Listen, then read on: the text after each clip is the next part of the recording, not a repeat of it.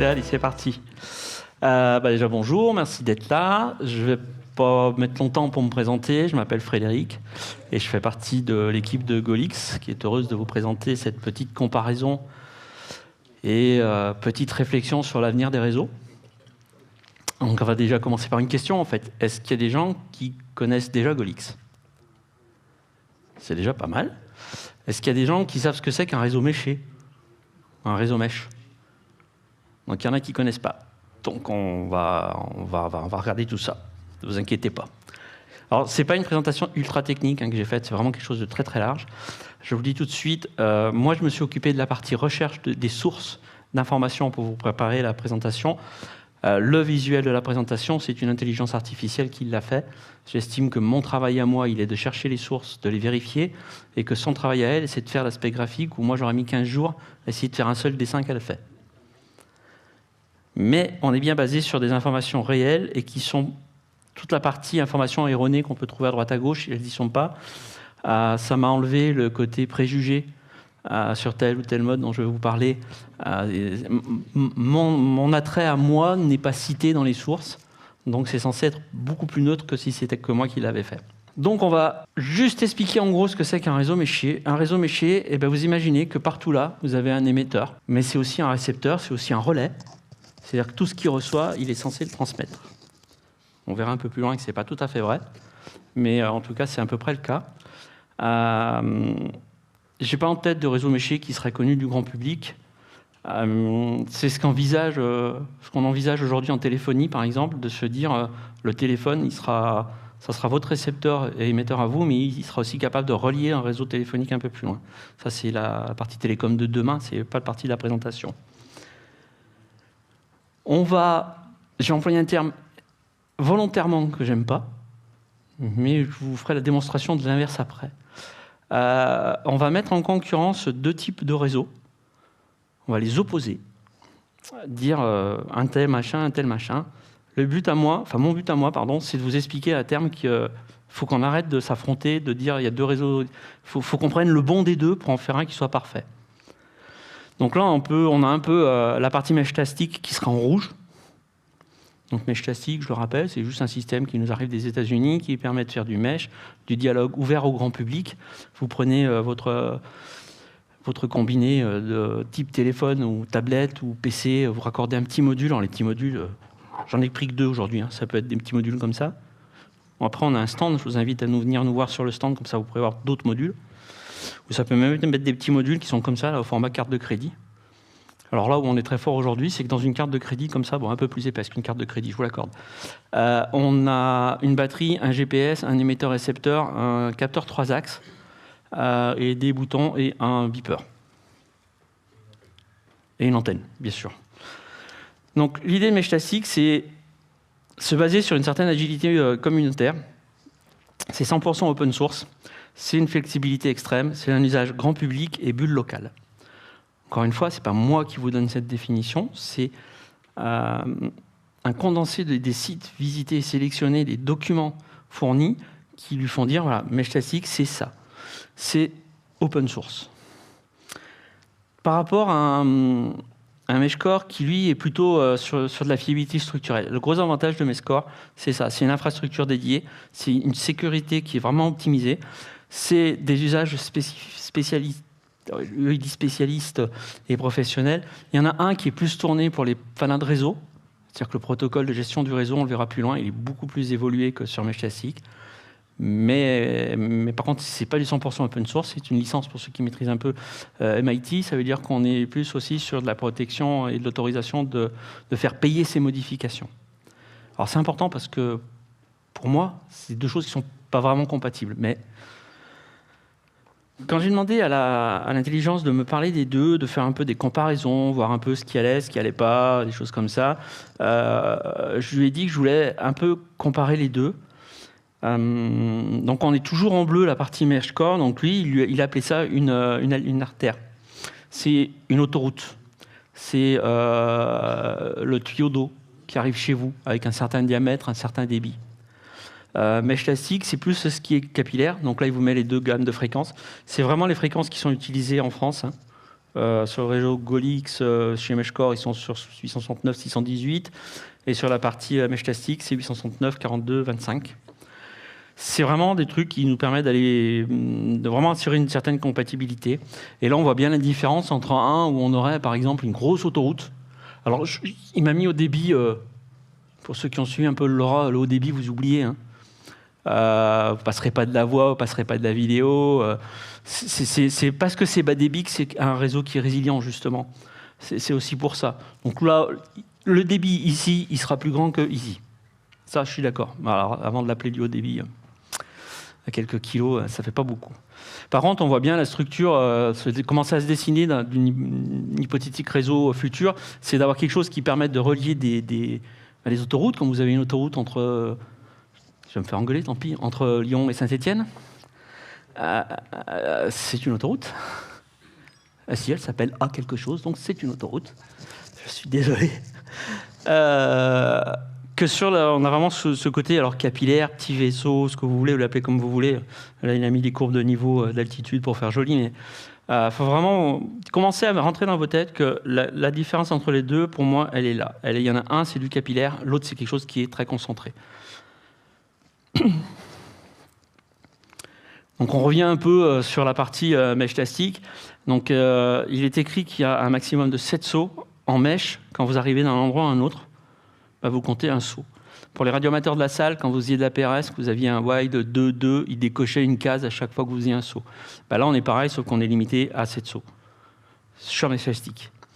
C'est un routage par inondation ou flood, quand on lit la documentation anglaise, c'est-à-dire que tout le monde répète tout le monde, sauf décision d'un point particulier. Typiquement, moi, ça répète rien, parce que si ça répétait, ça répéterait tout le monde nombril. Ce ne serait pas forcément utile à développement réseau. Si j'ai ça à la maison avec une antenne de toit, par contre, je le mets en répéteur. Ce qui est un avantage et aussi un inconvénient chez Meshtastic, c'est la télémétrie. Il y a beaucoup de télémétrie. C'est bavard, Meshtastic. C'est impressionnant. Et une portée focalisée, donc lui, il a vraiment tourné comme ça, et moi, ça allait bien, parce que c'est vraiment pour ça que je voyais. Ça reste fait pour une petite communauté. C'est-à-dire typiquement, alors petite communauté, ça peut être une commune hein, quand même. Hein. Nous, on fait régulièrement, je me déplace sur le département de la Loire, je fais mon département. Pour nous, on le verra après, et pour lui aussi, Meshcore, c'est pas la même politique, c'est pas la même manière de penser. Donc là, on va passer à Meshcore. Jusqu'à 64 sauts. Donc forcément, mathématiquement, ce que je cours en 7 sauts, en 64 sauts, je vais couvrir beaucoup plus loin. Je vais avoir une distance qui sera plus faite, plus supérieure. Si vous avez des points hauts très bien placés qui sont à 150 km l'un de l'autre, vous allez s'imaginer 64 fois 150 et vous verrez la distance que vous allez pouvoir couvrir. Cette distance, vous ne la couvrirez jamais avec du matériel calibré sur Meshtastic. Il faut être honnête, c'est pas fait pour. Télémétrie silencieuse. Et en fait, c'est le gros avantage de Meshcore, c'est que c'est pas bavard. Donc forcément, le réseau est beaucoup moins encombré. Donc forcément, c'est beaucoup plus facile d'aller loin et d'aller tout le temps au même endroit. C'est un désenclavement régional. On commence à voir arriver l'idée que je vais vous présenter après, de se dire, finalement, mes grandes distances, Meshcore, c'est pas mal. Faire des grands bonds, c'est pas mal. Il y a de l'ACK sur les messages directs, pas sur les messages de groupe. Mais Meshcore, c'est très très bien pour désenclaver une région par rapport à une autre. Mais vous voyez, on est passé de commune, voire département, là on atteint sur région. On n'est déjà plus dans la même dimension géographique. On va essayer de faire, alors là on a beaucoup discuté avec l'intelligence, parce que j'étais vraiment pas d'accord. À force de discuter, lui expliquer pourquoi, elle a refait son tableau un peu derrière. Tableau de synthèse. Meshtastic, c'est ce qu'on a dit, le routage, il est en flood ou en inondation, c'est-à-dire que tout le monde répète tout le monde, ce qui gère beaucoup de trafic forcément, mais qui est assez facile du coup à faire passer un message d'un endroit à un autre, parce que par défaut, il va le faire passer par plusieurs endroits, donc on a plus de chances que ça arrive à un. Alors que si on prend le chemin appris de Meshcore, si demain le chemin appris, alors on va dire encore une fois, hein, je suis désolé, je vais parler de Saint-Étienne, mais on a un nœud à Saint-Étienne qui passe par Mornan, qui arrive à Lyon. bah, ce chemin, il est appris. Donc effectivement, quand le nœud de Saint-Étienne va avoir discuté avec le nœud de Lyon, bah, ça va être vite fait parce qu'il n'aura qu'un chemin à parcourir. Par contre, si le Mornan tombe en panne, eh ben, il va falloir plusieurs tentatives de dialogue pour recalculer une route. Ce n'est pas instantané. Ça se fera tout seul, mais ce n'est pas instantané. Les nœuds relais. Alors tout à l'heure, je vous ai expliqué que ça, je pouvais le transformer en nœud simple ou en relais. Ça, pareil. Et ben dans Mèche Classique, le côté origine fait que tout peut être relais. Que ce soit des postes fixes, nos maisons, que ce soit des postes relais en point haut ou que ce soit des postes mobiles dans une voiture. Moi, là, par exemple, dans ma voiture elle est équipée 24 heures sur 24 en Mèche Classique. Il y a un GPS, il y a tout, je démarre, boum, le système démarre. Et je me promène à côté quand je fais du chantier, bah, je me promène avec ça autour du cou et non plus avec un truc avec une antenne dans le dos. Et mon chantier se passera beaucoup mieux. Ça, hop, je le glisse dessous, pour moi, je ne le vois plus. Dans Meshcore, pardon, le système relais, bah, c'est des points fixes, en fait. C'est ce qui ne bougera jamais et qui a du gain. L'idée, pour moi, de Meshcore étant de couvrir des grandes distances. Typiquement, pour nous, radioamateurs, si on installait un nœud sur nos relais radioamateurs qui est là pour faire juste du routage entre des points fixes, Meshcore est avantageux. Si on installe un nœud sur un point haut pour faire ce qu'on faisait, par exemple, avec la PRS, c'est plus compliqué. Alors, effectivement, il y a plein de petites options qui voient le jour qui te permettraient de le faire, mais c'est encore très compliqué. La télémétrie, alors là-dessus, j'y reviendrai pas parce que c'est vraiment connu, c'est super bavard, c'est continu sur Mèche Classique, ça cause. Je vous l'ai déjà dit tout à l'heure, je vous le redis maintenant. Ça, vous inquiétez pas, le jour où une installation Mèche Classique tombe en panne, vous avez qu'à vous mettre à l'écoute et vous le saurez. Hein, parce que le nombre de trames va chuter, ça va être impressionnant. Sur Meshcore, c'est silencieux et sur demande. C'est-à-dire que vous pouvez effectivement faire de la géolocalisation avec Meshcore. On pourrait faire pratiquement de la PRS. Par contre, il faut le demander. Sachant que aujourd'hui, je ne suis pas là en tant que radioamateur. Je suis là en tant que citoyen. Et secouriste aussi. Et moi, par exemple, je ne veux pas demander toutes les 10 minutes de savoir où sont mes secouristes. C'est du temps perdu pour moi au PC d'aller demander t'es où. Alors, on ne dit pas t'es où à la radio, hein, on envoie une commande et qu'il nous renvoie la position. Pour moi, je veux quelque chose qui me renvoie la position. Et après, par contre, sur la messagerie, c'est autre chose. On revient sur le porté réseau, c'est ce que je vous ai dit tout à l'heure. Hein, donc, on a une boucle locale, donc c'est 7 sauts max, en sachant qu'effectivement, avec 3 sauts, on peut couvrir un département en ligne droite. Si on prend le cas de la Loire, vous mettez quelque chose au Guiset, vous mettez quelque chose à Neulise au centre, et après sur les monts de la Madeleine ou un truc comme ça, et vous allez couvrir le département, vous allez faire une dorsale. Ce qui marchera dans les deux cas, d'ailleurs vous pourrez vous faire la même dorsale en Meshcore. Hein. Le Meshcore a un avantage, c'est ces fameux 64 bons sauts pour faire du régional, voire de l'interrégional. Vous allez voir, je vais faire, ça ne va pas être très très long. On va parler un peu de gestion de crise. Même si ce n'est pas le truc aujourd'hui, c'est quand même un réseau qui est censé être résilient. Alors quand je dis gestion de crise, je ne parle pas gestion professionnelle de la crise, je ne parle pas gestion radio-amateur de la crise, je parle bien d'une crise citoyenne qui vous permet de dialoguer, de dire je suis vivant, je suis mort. Ah non, ça on ne le dit pas. Mais en gros, voilà, tout va bien, j'ai besoin d'aide ou un truc comme ça. Aujourd'hui, on a un point où tout ce qui est mis en place pour gérer ce type d'infrastructure est soit dépendant d'un cloud, d'une connexion Internet quelconque, soit dépendant d'un réseau télécom déjà existant. Pour m'être fait coincer plusieurs fois dans des grosses inondations, je me suis fait coincer à Nîmes, par exemple, il y a quelques années. Au réseau télécom, vous pouvez éteindre votre téléphone, vous allez gagner du temps et éviter de dépenser de l'énergie. On a eu la chance sur les inondations qu'on a eues, nous, sur Givors et compagnie, de pas vraiment avoir de coupure. Vous me dites si je me trompe, ceux qui sont intervenus, parce qu'il y en a qui sont intervenus sur ces inondations. On n'a pas vraiment eu de coupure réseau, en tout cas nous, sur la partie Loire et Vallée du Gier et compagnie, on n'a pas eu cette problématique de coupure télécom, parce que c'était dans les cuvettes et que les relais sont sur les hauteurs, ça peut forcément aider. Donc demain, vous imaginez une grosse inondation, vous oubliez tout ce qui est axe de communication, qu'elle soit routière, qu'elle soit téléphonique, qu'elle soit radio. 98, je crois, les grandes tempêtes qu'on a eues, qui a traversé la France. 99. Je me rappelle la panique que ça a été chez nous du côté de Saint-Bonnet-le-Château pour essayer de joindre les gens, et que ce soit au titre du travail, au titre pompier. Là, quand vous avez une tempête, les relais ne marchent pas bien.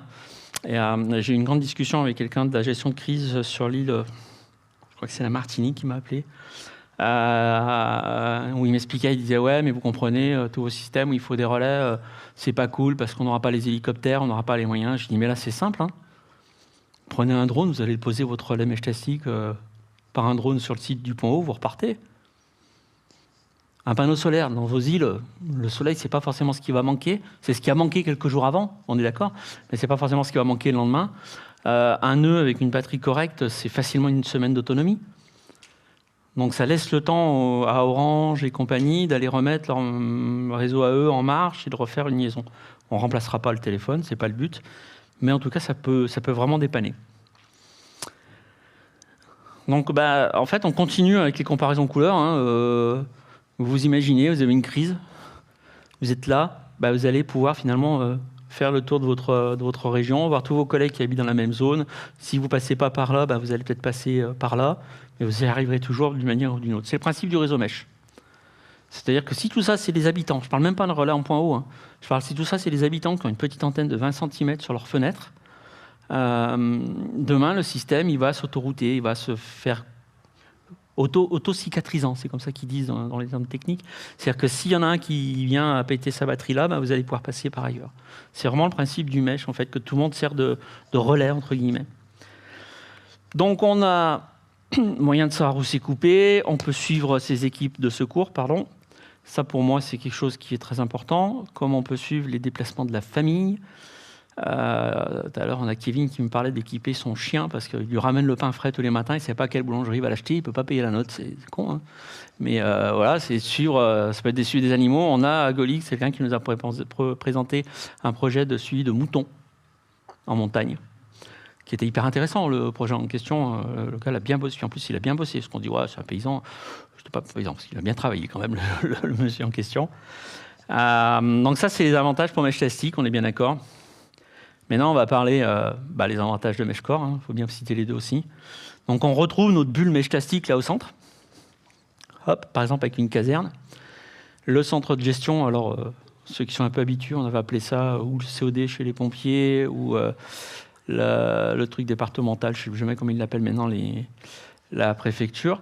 Mais l'idée, c'est, je veux joindre deux casernes, le centre de gestion, Meshcore merveilleux. Franchement, si votre envie, c'est de faire ça, partez sur Meshcore tout de suite. Parce que ça ne sera pas jouable, ça sera moins facile de le faire autrement.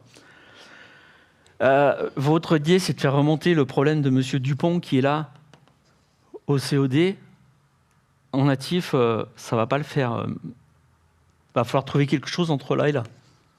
Je pense que vous avez à peu près compris là où moi je voulais en venir dans ma démonstration.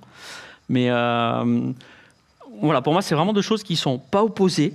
C'est deux produits qui sont complètement complémentaires, mais il faut simplement que tout le monde accepte de travailler avec tout le monde. Je n'ai pas fait lever la main tout à l'heure. Est-ce qu'il y a beaucoup de radioamateurs dans la salle? Alors, les radioamateurs, ça va être facile. Vu la couleur de vos cheveux, je ne veux pas être méchant, les miens sont bien grisonnants aussi, rassurez-vous. Vous avez tous connu le paquet. Voilà. Vous avez tous connu l'arrivée du DMR, des stars, des radios numériques. Et le problème qu'on a toujours rencontré, c'est des deux guerres de clochers, ou 3 ou 4, je m'en fous sur le nombre de clochers. Et ma solution étant meilleure que les autres, je ne veux pas en entendre parler. Là, je voudrais vraiment que ce tabou il tombe dans cette partie réseau citoyen, de se dire on va arrêter de mettre en confrontation deux systèmes. Bon, faut vraiment commencer à réfléchir sur comment interfacer ces deux systèmes.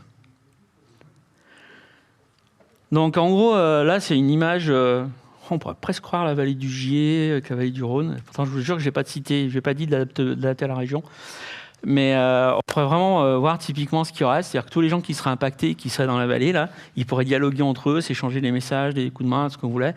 Et par contre, les informations importantes, les faire remonter sur le réseau Meshcore et là, les faire arriver très rapidement au centre de gestion. Topographie encore un peu plus grande, mais ça serait le même principe. C'est-à-dire sur on fait les gros centres sur les grosses agglos, les plus petits sur les autres, et on se sert du bleu pour faire l'autoroute. Bientôt, on va être pire qu'ASF si on fait ça. On aura un réseau couvrir plus que les autoroutiers. Hein? On se rapproche du Hamnet. Mais pour moi, le Hamnet, c'est le cran au-dessus. Sauf que là, on parle d'un réseau citoyen et que le Hamnet est un réseau radioamateur. Donc pour moi, le pont est quand même coupé, même si l'idéal, ça serait d'arriver à passer les deux dedans. globalement, en gros, voilà, j'ai fini. J'étais trop loin.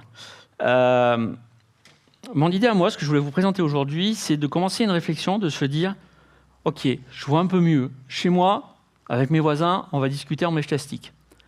Entre les voisins de mon quartier et ma mairie, j'habite une petite commune, mèche plastique, pas de problème. Entre les voisins de différents quartiers, j'habite à Lyon, qui est un peu plus grand, peut-être falloir que je commence à réfléchir s'il n'y a pas moyen de monter 2 ponts en passant par Meshcore pour augmenter le débit, pour augmenter la sécurité et sur certains besoins, vraiment faire du plus sécuritaire. Il y a des infos qui doivent rester locales. C'est ça, exactement. Je veux dire, typiquement, je sors mon chien en centre-ville de Lyon, va pas forcément m'intéresser, moi, à Saint-Étienne, de savoir que vous sortez votre chien. Savoir que vous avez 50 cm d'eau, que vous voudrez bien les copains de... Je vais me faire lyncher, moi. Que vous voudrez bien l'aide des copains de Saint-Étienne parce que vous avez besoin d'un coup de main, parce que vous n'en sortez plus, parce qu'il faut venir pomper chez vous. Là, ça commence à m'intéresser, moi, parce que je suis votre région. Mais ça ne va pas intéresser Kevin, qui est dans le 16. J'ai oublié. À 5 heures de route, parce que lui, tant qu'il arrive pour vous aider... sauf sur les dernières inondations qu'on a vécues, qui sont tenues plusieurs jours, voire plusieurs semaines, mais sur une inondation à cinétique rapide, quand il va arriver, il sera juste bon pour venir bouffer du gratin chez nous et pas faire autre chose. Ouais, c'est bien aussi. Hein ? C'est une grande histoire, l'andouillette de Saint-Étienne avec Kevin. Et de se dire finalement, c'est là où c'est par exemple vient de dire, nous on a des réseaux Amnet qui couvrent encore plus grand, qui couvrent encore plus gros, peut-être faire remonter cette info. Mais globalement, tout ce qui va se passer chez vous, sort ton parapluie, la pluie arrive, encombrer un réseau national pour ça. Ouais, même les infos météo. Là, je suis un peu moins d'accord. Mon côté gestion de crise et prévision de crise me fait dire que les données météo des départements limitrophes au mien sont pour moi une vraie source d'information. Parce que si arrivé chez Alexis de la Drôme, si je vois qu'avant c'était dans le 13, que ça passe par la Drôme, si ça passe par-dessus les montagnes du Pilat, c'est moi qui vais me le ramasser. C'est vrai que généralement le mauvais temps, de mon côté, je l'ai 24 heures avant. Donc l'idée c'était ça. Et de dire vraiment, il faut vraiment qu'on arrête cette guerre. Parce que moi je l'ai très mal vécu il y a quelques temps quand certains à Golic sont venus nous présenter Meshcore, où on a vraiment eu du « mais il faut le jeter, mèche statique, ça ne sert plus à rien ». Je ne voudrais vraiment pas qu'on rentre dans cette guerre qu'on a connue sur d'autres réseaux, nous. Et on a aussi, hélas, connu le résultat de cette guerre sur nos autres réseaux, anciens réseaux. C'est de se dire, c'est pas parce que c'est pas la même personne qui a la même idée, c'est pas le matériel, c'est le même. L'avantage pour vous, c'est demain vous l'essayez un réseau qui soit sur du mèche plastique, qui soit sur du Meshcore. Regardez ce qui existe chez vous. Si chez vous c'est couvert à 100% Meshcore, vous n'allez pas installer du mèche plastique, vous allez vous retrouver tout seul. Par contre, si c'est beaucoup de mèche plastique, faites du mèche plastique et regardez pour monter les artères qui passeraient par Meshcore. Le matériel étant le même, si demain vous achetez du matériel, que vous faites des joujoux avec, que vous voulez tester l'autre, il n'y a rien à réinvestir. Les fréquences sont même bande, donc même antenne. Les filtres, si vous mettez, parce qu'on s'est aperçu que le filtrage était important, aussi bien chez mèche plastique que chez Meshcore d'ailleurs, et très présent, croyez-moi. On a fait quelques expérimentations là, il n'y a pas très longtemps sur un site Meshcore qu'on ne comprenait pas pourquoi ça ne marchait pas.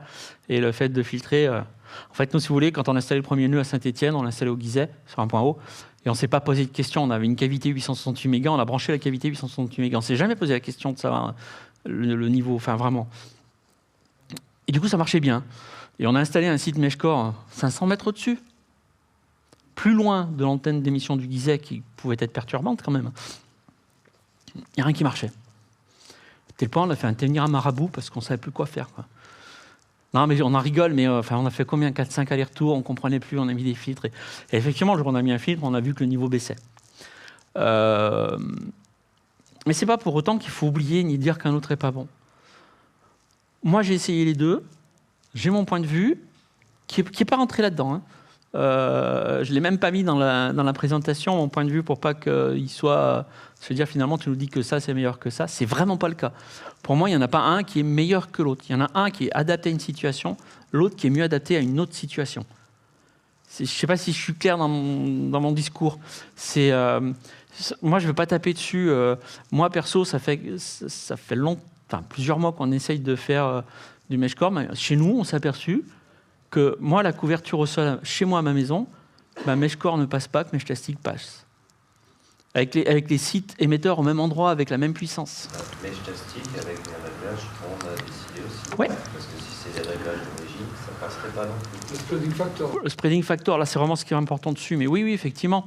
Après, à Golix, on nous a accusé des Al-Qaïda, de ce que vous voulez, on s'en fout. Enfin, vous pouvez dire ce que vous voulez, c'est pas mon problème. Mais quand on a dit, pour nous, le mieux, majoritairement, c'est le mode long moderate, machin truc bidule chouette, c'est parce qu'on les a essayés, un par un, et qu'on s'est aperçu que ça passait. Moi, typiquement, de chez moi, quand mon antenne était bien placée, plus maintenant, mais je rentrais dans le geyser en mèche-tastique avec ce que nous, on avait préconisé, alors que j'en ai essayé d'autres modes, mais je ne rentrais pas dedans. J'ai essayé des modes plus rapides, en l'occurrence, et du coup, je ne rentrais pas dedans. Par chez moi, c'est le parc éolien. Dès que les éoliennes sont en route, les réglages d'origine font que ça ne passe pas. C'est vraiment, il y a plein de choses différentes. Moi, tout ce que je peux vous dire, c'est essayer, jouer. Vous apprendrez de vous-même, c'est important. Alors, ceux qui sont radioamateurs, je sais bien que pour vous, la notion d'apprendre, c'est pas c'est un peu le but de notre passion quand même. Hein. Donc, je me fais vraiment pas de soucis là-dessus. Pour les autres, c'est l'investissement de base n'est pas si énorme. Hein. On a regardé un peu ce matin. Si on prend le module le moins cher du marché aujourd'hui, il est à 13-14 $. Vous le convertissez en euros, ça fait à peu près pareil. Moins de 20 €, vous aurez un module chez vous qui marchera, qui aura une couverture de... Parce que l'antenne, ça sera une petite antenne comme ça, il faut rajouter un peu de quincaillerie, mais là, le module, il fait moins de 50 € livré avec la batterie, avec tout ce que vous voulez. Alors oui, ça peut paraître une somme. Après, on en discutait ce matin avec des copains secouristes qui sont là. Pour une asso, c'est pas forcément une somme extraordinaire. Après, nous, on a la chance sur Saint-Étienne, on s'entend bien avec le Radio Club, CarY. Du coup, ils nous hébergent un point. La Drasec, on s'entend bien avec eux, ils nous hébergent aussi un nœud, ce qui va nous permettre d'étendre le réseau. Ce matin, j'ai eu une discussion avec Jean du 03 qui me dit « Ouais, regarde, avec mon collègue, on en a un, le deux, on discute, mais à part nous... Je leur dis « Mais en fait, c'est pas ça qu'il faut faire. C'est monter un point haut, vous entendez de chez vous. C'est mieux. Il n'y a que moi qui monte des points hauts que je n'entends pas de la maison, mais c'est une autre paire de manches. Mais montez un point haut au-dessus de chez vous, achetez 2 petits modules avec un copain, promenez-vous, dialoguez. Faites-vous votre propre idée. » Là, alors tout à l'heure, on a discuté avec Ludovic quand j'ai dit j'ai fait une présentation avec l'IA, avec notre book LM. Ouais, ok. Pour la majorité des gens, le gros problème de l'IA, c'est que ça vous enlève cette partie de réflexion, d'essai. Moi, pour là, je vous dire pareil, ne consultez pas les sites internet, si ce n'est pour apprendre à le programmer, apprendre à faire des choses comme ça, voir les retours d'essais de matériel qu'on fait, nous, à Golix, par exemple, quand on publie quelque chose. Mais achetez-vous au pire 2 modules dans la maison et dialoguez avec vos 2 modules déjà. Touchez, palpez, faites-vous plaisir, plantez-vous. Je souhaite que vous vous plantiez. C'est aussi comme ça qu'on apprend. Alors, ne restez pas tout seul dans votre coin. Si vous vous plantez, venez nous voir à Golix, prenez contact par les réseaux sociaux qui sont là, soit Telegram, soit Discord, on vous déplantera. Mais c'est aussi c'est ce moment, c'est une technologie citoyenne. C'est ce moment où tout le monde devrait commencer à le prendre en main.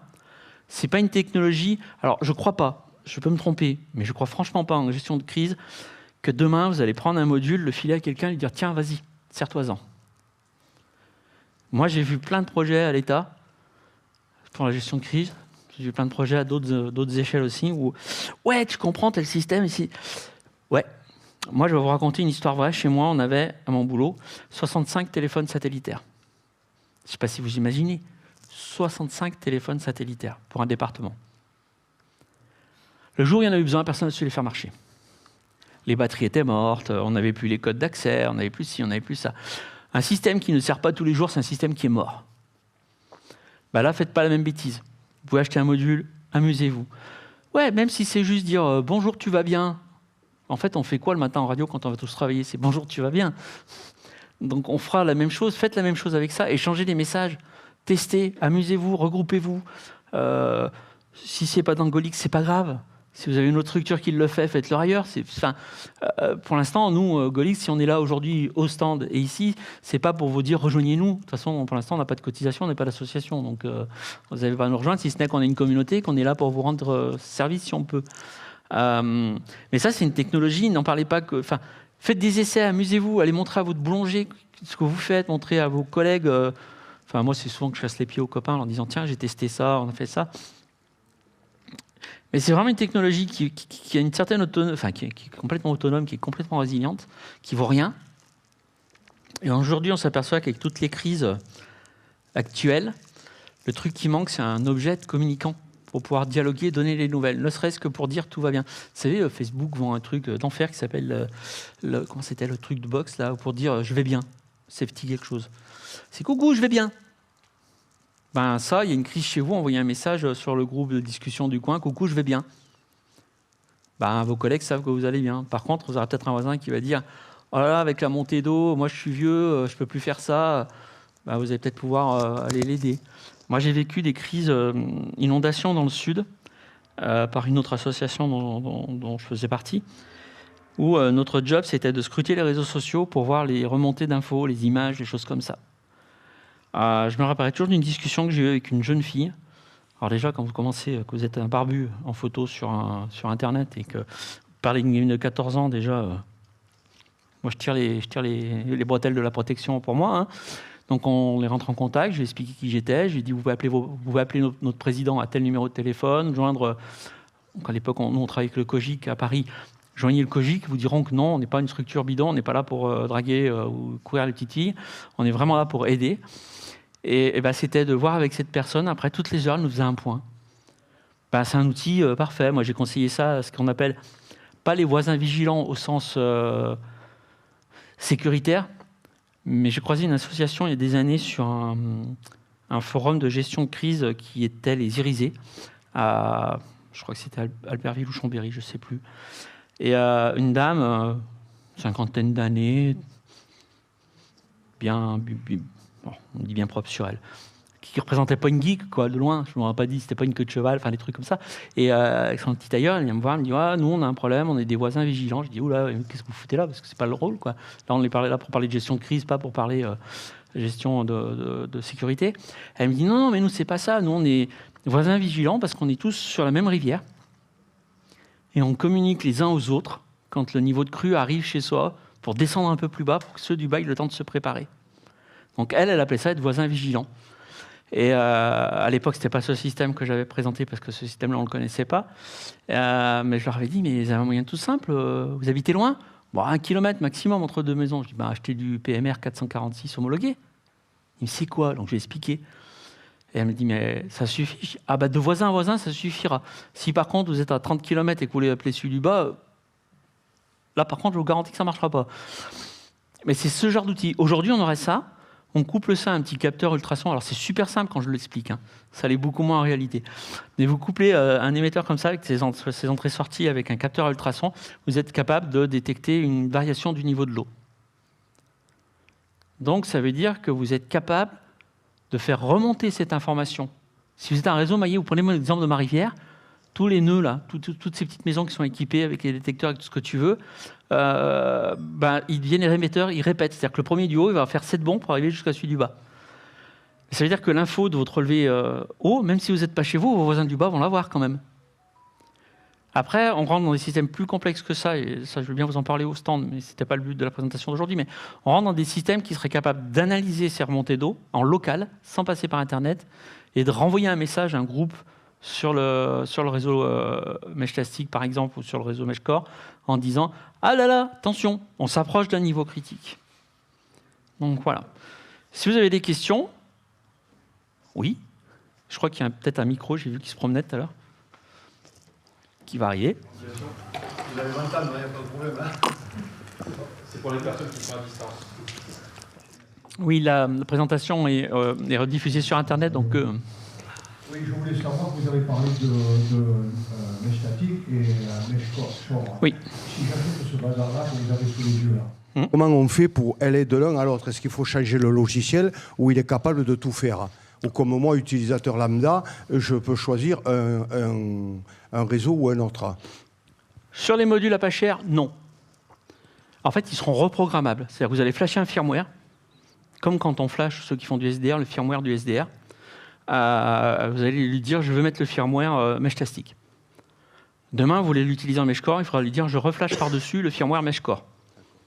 L'appareil, électroniquement, est compatible aux deux. Il ne fera pas les deux en même temps. il y a quelques modules assez rares qui ont une petite carte SD qu'on met sur le côté, sur lequel, en bootant, on peut demander... Ah bah oui, c'est pas le sien. Vous allez voir, je vais vous en montrer un. Hop là. Donc ça, c'est ce qu'on va appeler, c'est l'Illigo, la marque, c'est un TDEC.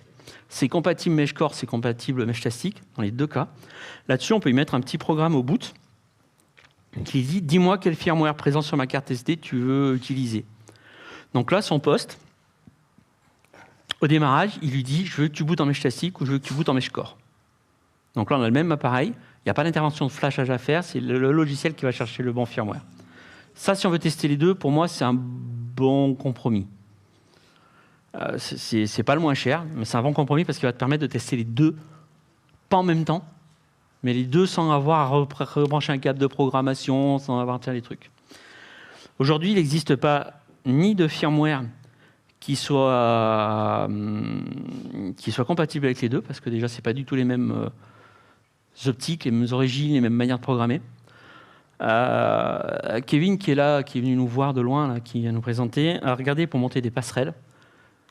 Ça voudrait dire qu'il faudra avoir peut-être une passerelle par région qui, quand tu vas écrire en Meshtastic, basculera le retour sur MeshCore aussi, et vice-versa, sur un canal bien précis. Ce qui va passer sur MeshCore sera retransmis en Meshtastic. Et là, tu vas pouvoir discuter, ce qui est par exemple moi, mon cas aujourd'hui, ou moi, Saint-Etienne, c'est Meshtastic. Je discute avec Thierry, enfin un OLG, qui est de Lyon, qui lui est MeshCore, parce que c'est ce qu'il y a le plus présent. Maintenant, avec ça, on arrive à dialoguer tous les deux. Par contre, demain, il y a une crise, l'accès à Internet tombe, on ne pourra plus discuter. C'est pour ça qu'on est en train de regarder, on a discuté avec Kevin, il faudra qu'on en rediscute, mais de se dire, par exemple, moi, au Guiset, je monte une passerelle, je la mets en secouru, c'est-à-dire que demain, il n'y a plus de jus, il n'y a plus de télécom, quoi que ce soit, cette passerelle, elle tourne, comme ça, en local, mais deux pourront quand même dialoguer. Mais là, on n'est plus dans un truc à mettre en place par le simple citoyen. Alors après, si on fait un parallèle avec le monde radioamateur, aujourd'hui, c'est pas le simple, c'est pas péjoratif quand je dis comme ça, c'est pas le simple radioamateur quand le relais il tombe en panne qui va monter des panneaux relais. Donc à chaque fois, on aura besoin d'une personne qui aura un niveau technique un peu plus supérieur pour faire la passerelle. Aujourd'hui, par défaut, ça n'existe pas, mais c'est justement mon but à moi de vous montrer que c'est vrai qu'on arrive à faire. Fred, si tu me permets, je vais compléter. C'est allumé. Déjà, Meshtastic et MeshCore, on utilise deux fréquences différentes, justement, pour pas non plus se mettre... donc, dans la plupart des émetteurs-récepteurs qu'on a là, il n'y a qu'un seul transceiver dedans. Donc déjà, techniquement, on ne peut pas travailler sur les deux en même temps. L'idée, donc, c'est d'avoir deux matériels et entre les deux, un petit micro-ordinateur type Raspberry qui va venir sélectionner les canaux d'un côté intéressant pour les remettre de l'autre. Donc aujourd'hui, on le fait par Internet, mais le but du jeu par la suite, c'est d'avoir un petit pack complet qui va être capable de faire un crossband en sélectionnant uniquement, le mot crossband n'est pas adapté, en prenant les infos d'un côté pour les traiter et remettre les infos intéressantes. Aujourd'hui, sur le canal Blabla, que ce soit en MeshCore ou en Meshtastic, les deux sont compatibles, c'est comme ça que tu causes avec ton copain. Alors juste pour ceux qui ne connaissent pas Meshtastic, ni MeshCore, en gros, on a fait ce que les professionnels appellent des conférences, nous on va appeler ça des canaux. C'est sur la même fréquence, par contre ça permet de discuter de sujets différents. Typiquement à Golix, quand on a fait du Meshtastic, on a dit on va essayer d'harmoniser les choses. On va se dire, le canal 0, il s'appelle FR Balise, c'est celui qui fait passer toute la télémétrie et les discussions en direct.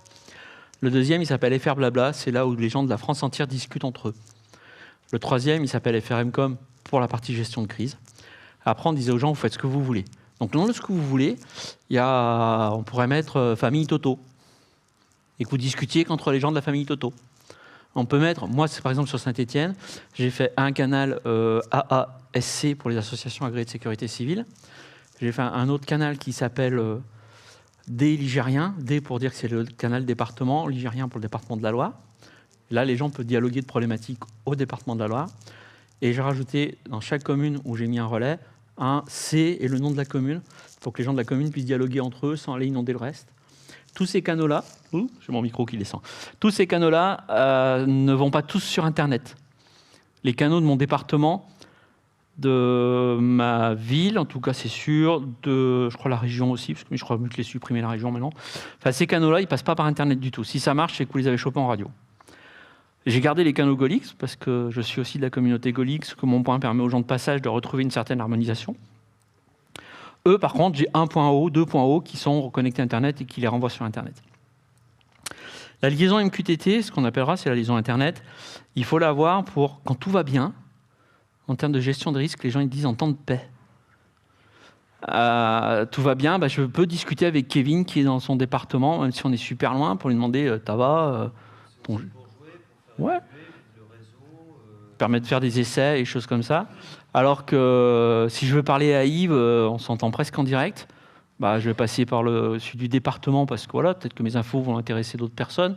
Si je veux demander à Yves, tiens, j'ai entendu ce matin, tu as pris un coup de vent, je suis arrivé au bureau, on m'a dit que tout de ton côté, tu avais ramassé, tu vas bien? Ton installation est bien, tu es en bonne santé. Je ne vais pas passer par un réseau national pour ça. Quand tu appelles ton fils, s'il en fait toujours un peu, tu ne vas pas te mettre sur un réseau qui est répété au niveau national pour discuter avec ton gamin. Donc après, c'est un apprentissage. Alors voilà, pour répondre à votre question, aujourd'hui, par défaut, ça n'existe pas l'interconnexion.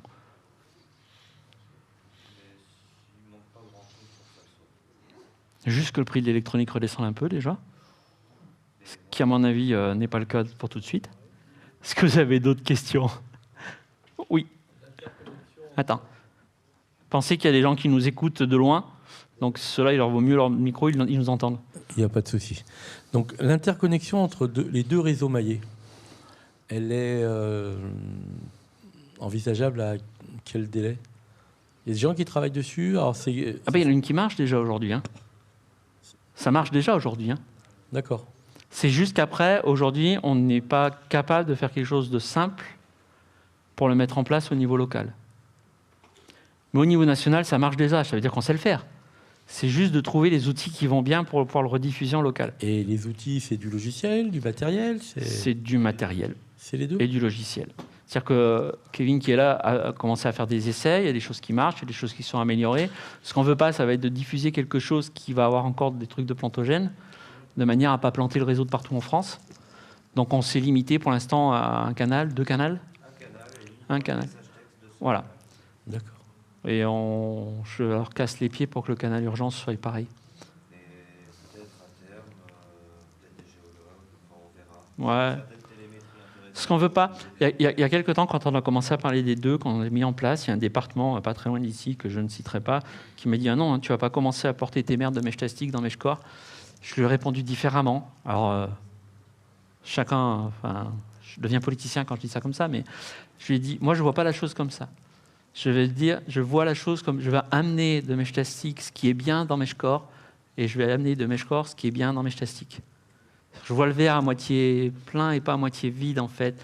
Je me dis qu'on a un axe de progression qui va permettre, encore une fois, de rester en communauté et non pas de s'affronter. Moi, mon truc, c'est vraiment pas de vous dire aujourd'hui, partez sur un tel ou partez sur un tel. Par défaut, déjà, c'est partez sur ce qui existe chez vous. Ça, c'est important parce que vous n'allez pas vous retrouver tout seul dans votre coin. Après, discutez-en, faites des essais. S'il y en a un qui vous plaît, restez sur lui. Moi, j'ai pas d'action...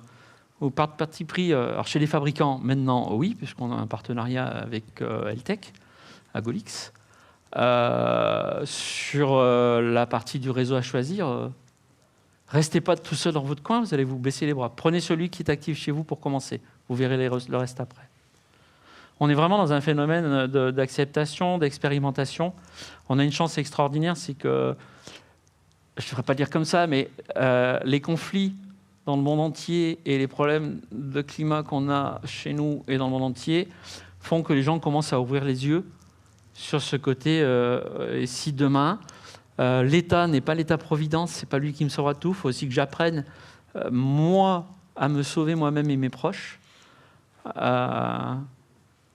pourrais vous citer plein d'exemples. Aujourd'hui, je pourrais vous encourager à dire allez passer vos examens secouristes.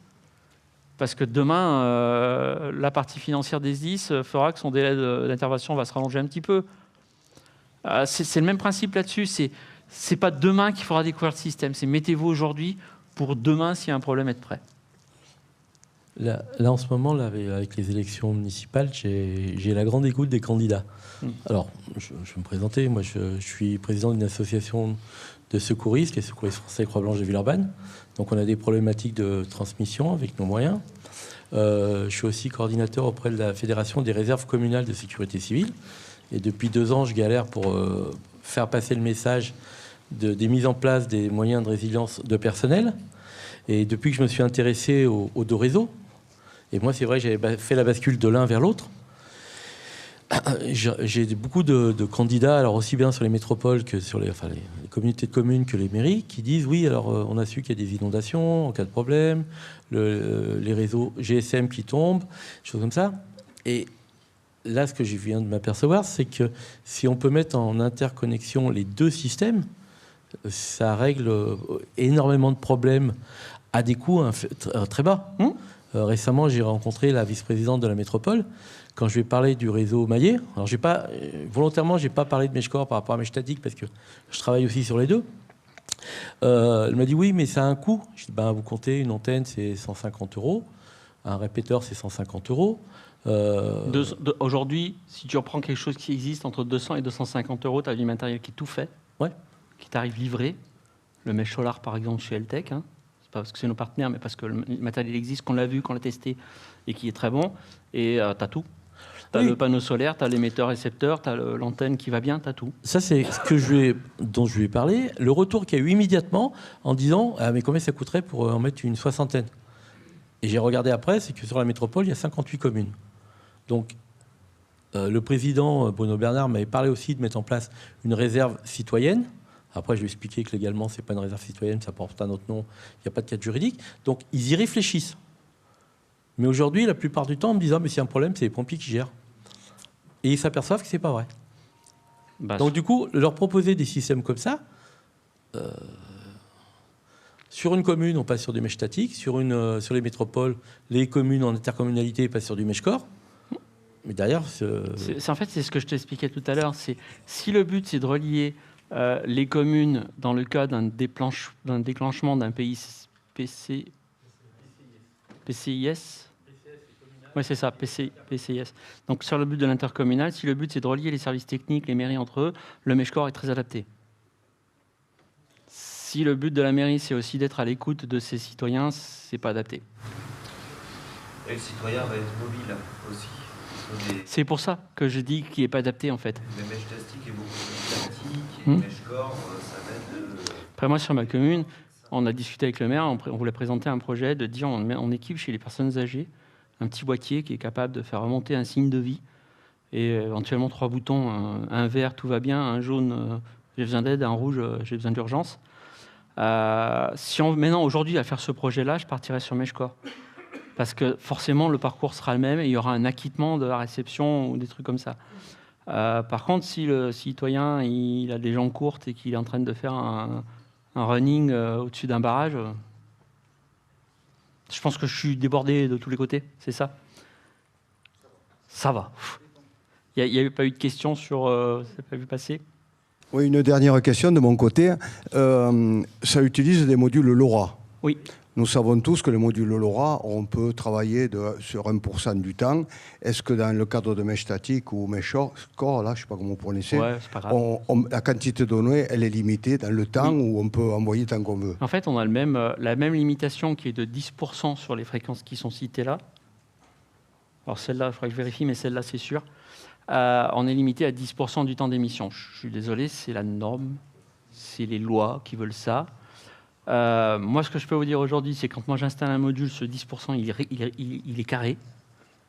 Parce que derrière, je ne veux pas avoir d'emmerdement avec la NFR, pour les citer.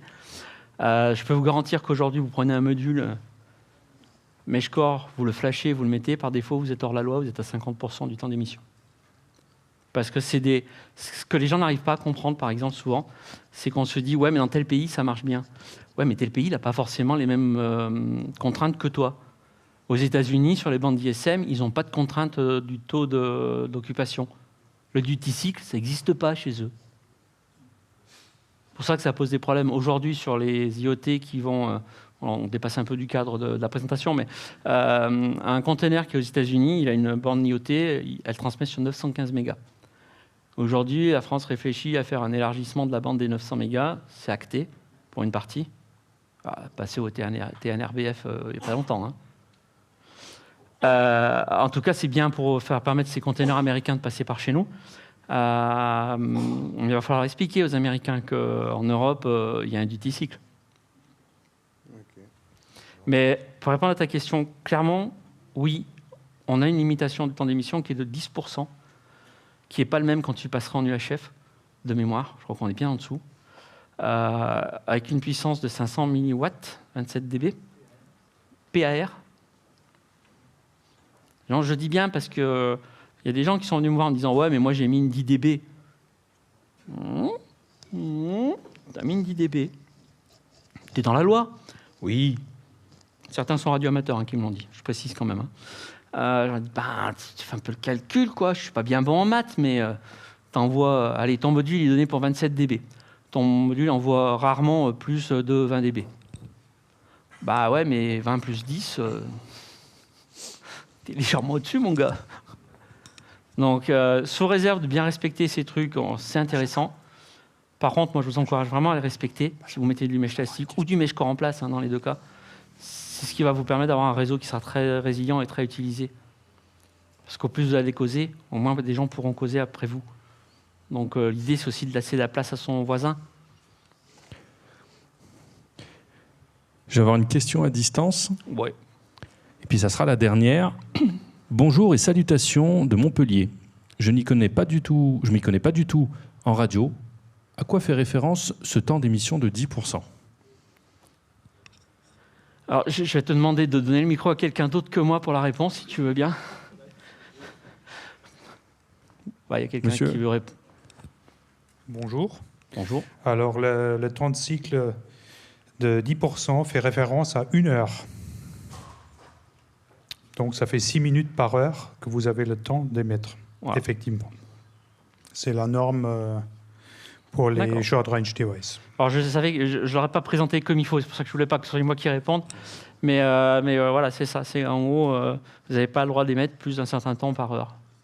Vous pouvez le ramener à la minute, vous pouvez le ramener à ce que vous voulez, mais en tout cas, si vous êtes plus, vous allez saturer le réseau et vous allez surtout empêcher les gens de parler. Et je crois qu'il y a Kevin qui veut le dernier, puis après, au pire, vous viendrez nous voir sur le stand, on continuera d'en discuter, ce sera avec plaisir. Déjà, je ne serai pas tout seul. Et vous avez l'air de connaître les textes. Dans les textes, il y a aussi écrit que ce genre de réseau-là, si le système est dit poli, on peut outrepasser cette règle. Qu'est-ce que sous-entend ce terme poli, si vous pouvez répondre? Alors, je ne sais pas si ça s'applique là, parce que la 30220, c'est la norme ETSI, vient d'être revue. Alors, le polite veut dire qu'il y a listen before talk. Listen before talk, ça veut dire que vous scrutez la fréquence, et si la fréquence est occupée, votre module ne se met pas à émettre en même temps. C'est ça. Par contre, la définition que vous pouvez émettre plus ou moins, je ne connais pas. D'accord. Parce que le mesh plastique est poli dans le sens, avant d'émettre, il y a une sorte de scrutation. Oui, c'est du listen before talk. Ça s'appelle comme ça. Donc on ne sait pas exactement si ça a bien été programmé correctement. C'est le problème. Quand vous homologuez un produit, normalement c'est testé par le labo. Juste, Sébastien, parce qu'on a fait le tour. Après, vraiment, je coupe, mais c'est une information importante. Quand vous allez paramétrer votre nœud mesh core, il a une valeur qui est fixée à 1, qui vous dit clairement que ça joue sur le duty cycle. Et il faut mettre 9. Voilà. Si vous changez ce paramètre de 1 à 9, vous allez passer de 50% à 10% d'émission et vous respecterez le duty cycle. Je ne savais plus la valeur, ça vient de me confirmer qu'on a fait mettre 9 de partout. Je vous remercie en tout cas d'avoir écouté. J'espère avoir répondu à vos questions. Et puis, on vous attend sur le site. Vous pouvez venir, il n'y a pas de souci. Merci beaucoup.